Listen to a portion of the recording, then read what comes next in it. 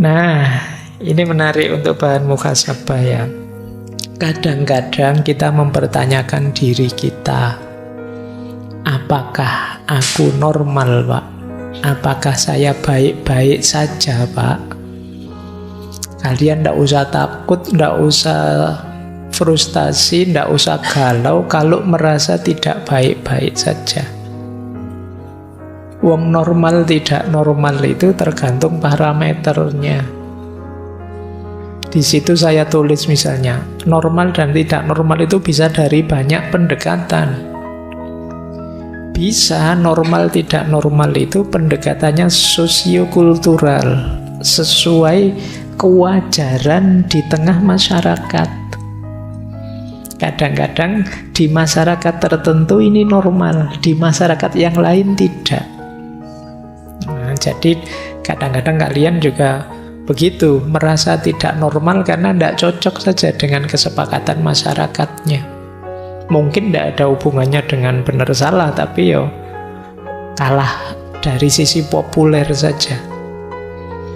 Di situ saya kasih contoh ini, kalau di buku ada contoh di budaya tertentu menangis meratap pada pemakaman orang asing itu biasa, tapi di budaya yang lain dianggap tidak normal.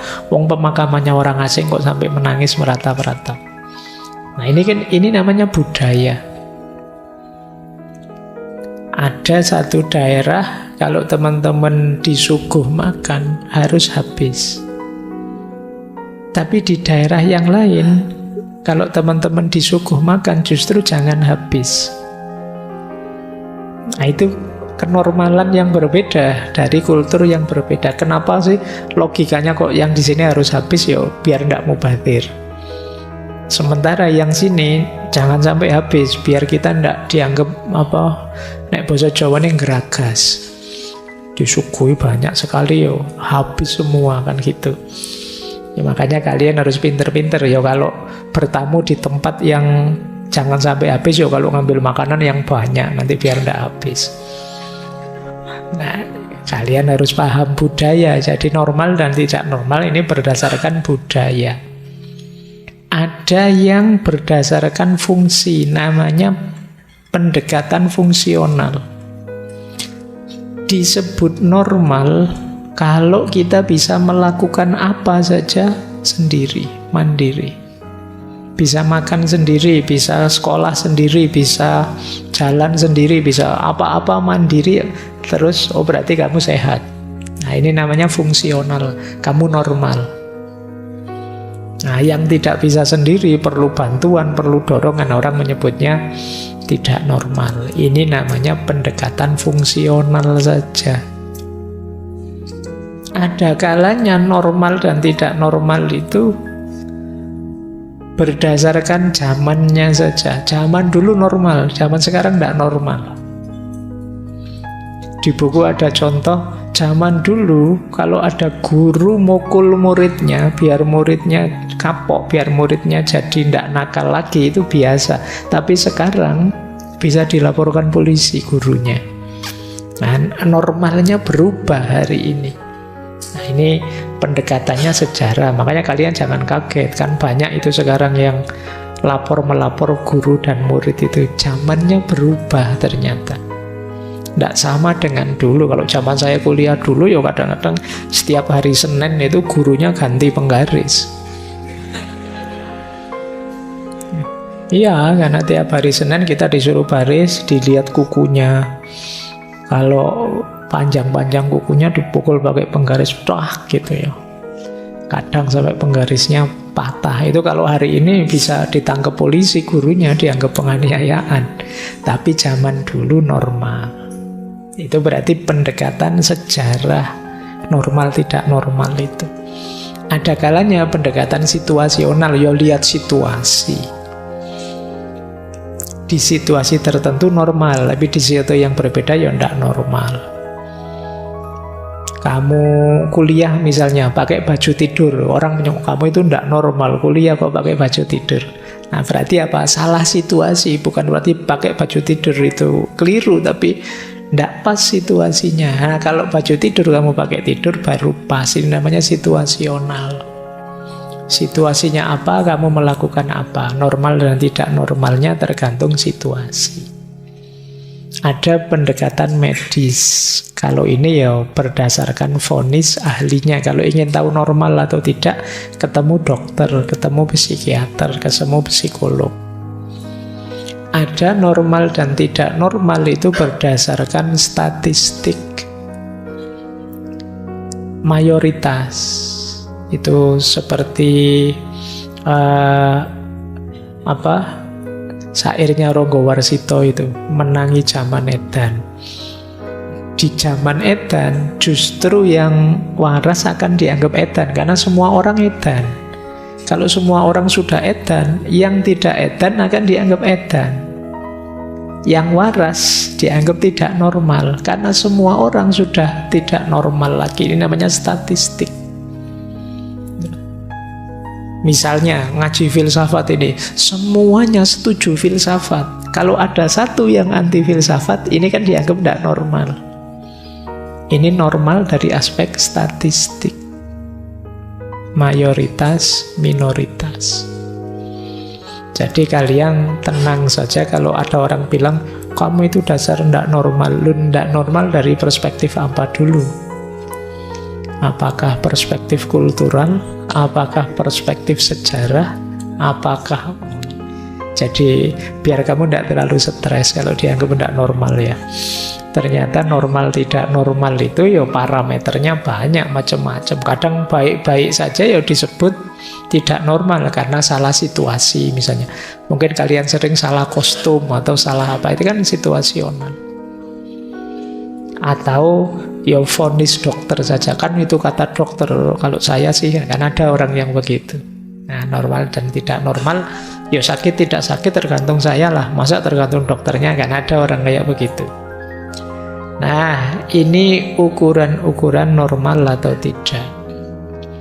Tapi meskipun begitu, kalau ini kan standar. Kalian tidak baik-baik saja kalau ada gejala-gejala ini. Ini kita belum masuk ke agama ya, ini masih mencermati diri kita, ini waras apa tidak. Ada banyak, ini sebagiannya dulu ya. Kita tidak baik-baik saja, coba dicek.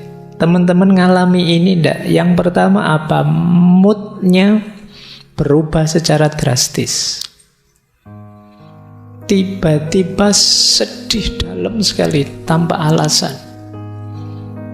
Atau seperti orang ekstase, ceria luar biasa, padahal ya tidak ada apa-apa. Itu alamat tidak baik-baik saja. Jadi moodnya tiba-tiba sangat drop atau tiba-tiba sangat melambung, tidak terkendali. Nah, kalau ada gejala-gejala seperti ini, ambil nafas sebentar, mundur sebentar. Ada yang tidak beres. Atau yang kedua, ada masalah dengan tidur. Entah sulit tidur, entah berlebihan tidur, kokean turu. Pinginnya tidur saja, nah, mulai pagi sampai sore tidur saja.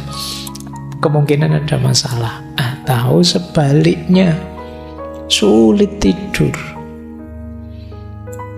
Sudah macam-macam obat diminum, CTM sakbok entek misalnya.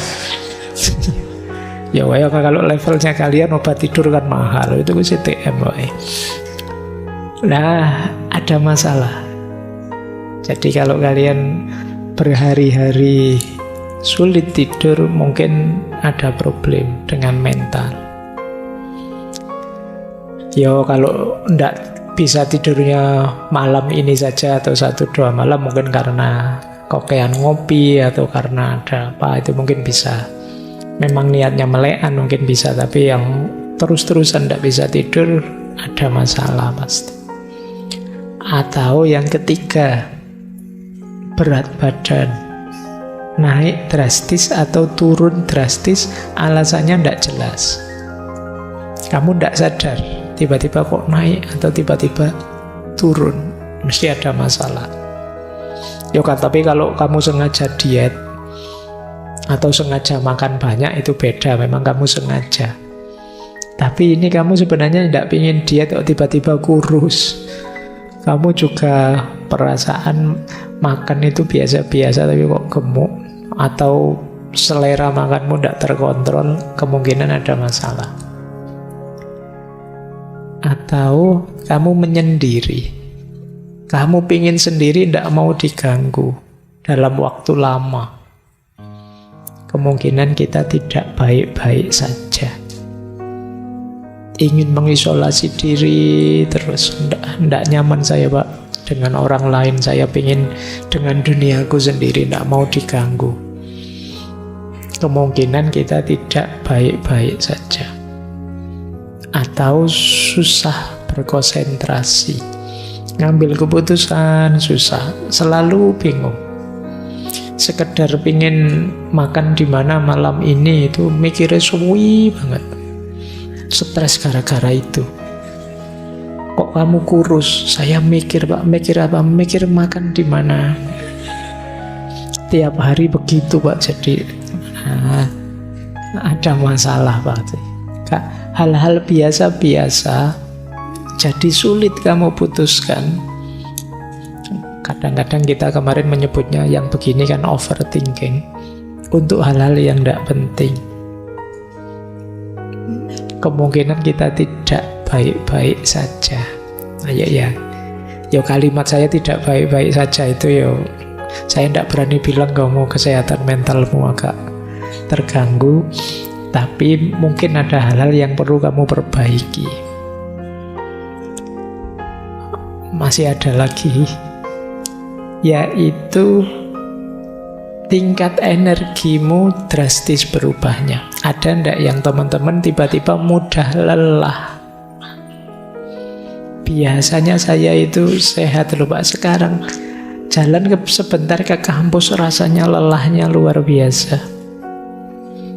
Nah ini berarti energi kita tiba-tiba turun drastis. Atau ada gembira berlebihan yang tidak wajar. Cuma nonton apa gitu, ketawanya tidak selesai-selesai. Jadi kemungkinan kita butuh pelampiasan. Jadi kita butuh pelarian. Nah ini jangan-jangan kita memang tidak baik-baik saja.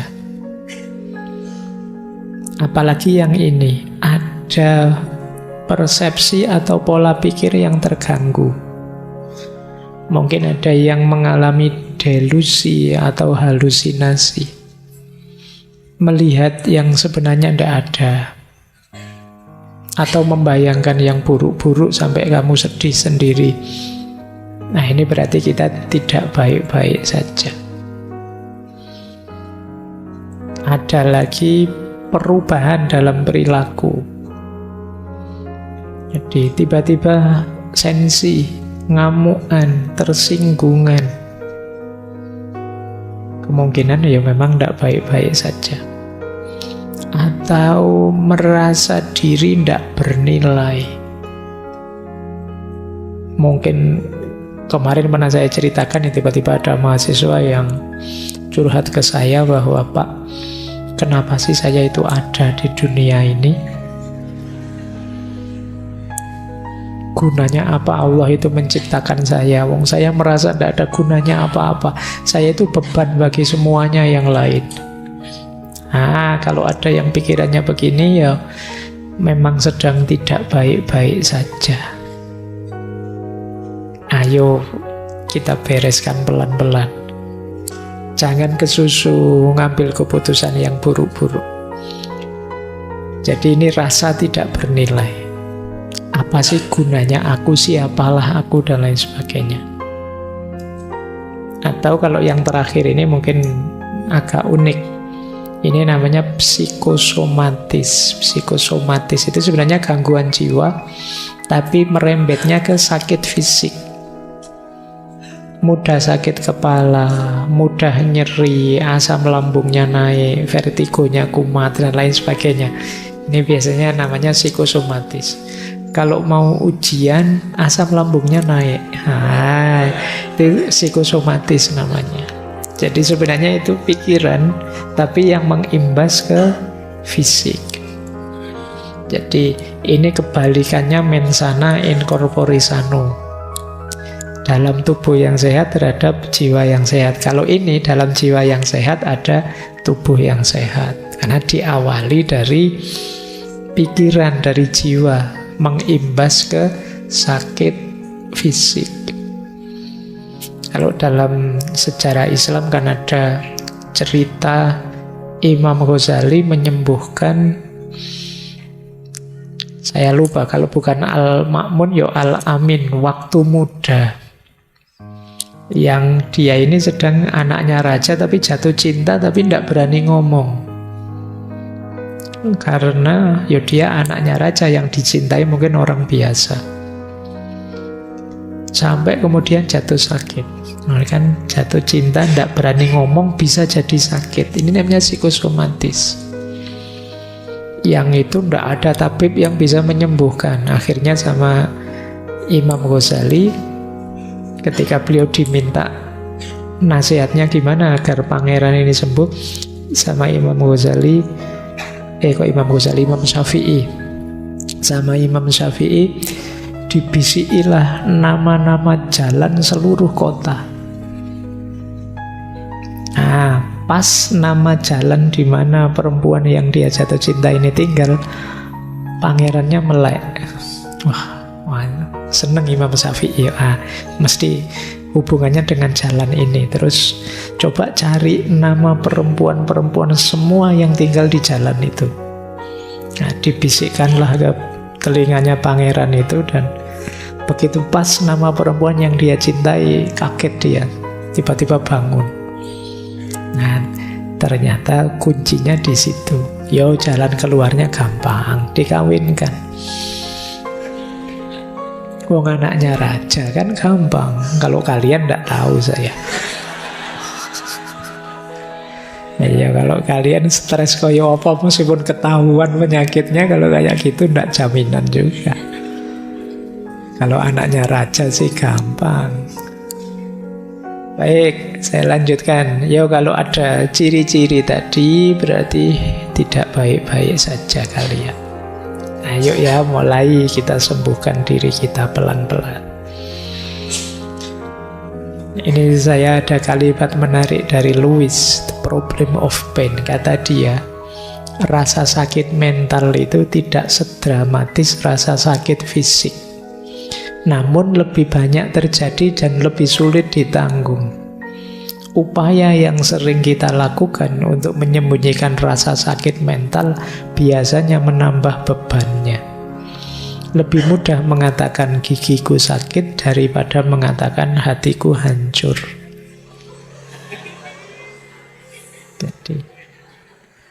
Jadi orang yang sakit mental itu kan memang mau cerita itu rasanya enggak enak. Kalau sakit gigi sih gampang. Ini teori ini berlawanan dengan lagunya Maggie Z itu. Daripada sakit gigi lebih baik sakit hati. Kalau ini enggak. Ayo ngomong sakit hati gampang, sakit gigi gampang, tapi ngomong sakit hati sulit. Jadi makanya teman-teman saja yang punya circle, punya teman, punya jaringan, punya kelompok, punya kolega, yuk saling peduli. Karena kadang-kadang sahabat kita, teman kita yang dalam kesulitan dalam aspek mental ini, sulit sekali kita mendeteksinya. Ayo saling peduli, saling mendukung. Kalau sakit fisik gampang. Kita sering dapat berita teman kita yang ini sakit ini sekarang opname, ketahuan, tinggal kita jenguk di rumah sakit, selesai. Tapi yang sedang kecewa, sedang patah hati kan tidak ada woro-woronya di grup WA. Kan tidak ada yang terus ayo kita jenguk teman kita itu, dia sedang patah hati, dia sedang kecewa, dia kan tidak begitu. Nah, itu sulitnya sakit mental. Padahal kadang-kadang sakit mental itu efeknya bisa fatal. Ya kayak saya bilang tadi, sampai ada yang mengakhiri hidupnya. Maka penting bareng-bareng, ayo kita saling peduli. Ya apalagi kalian kan kemarin cerita-ceritanya yang mengakhiri hidup banyak yang muda-muda. Berarti kalian juga ayo waspada dengan circle sekelilingmu, dengan teman-temanmu, sahabatmu.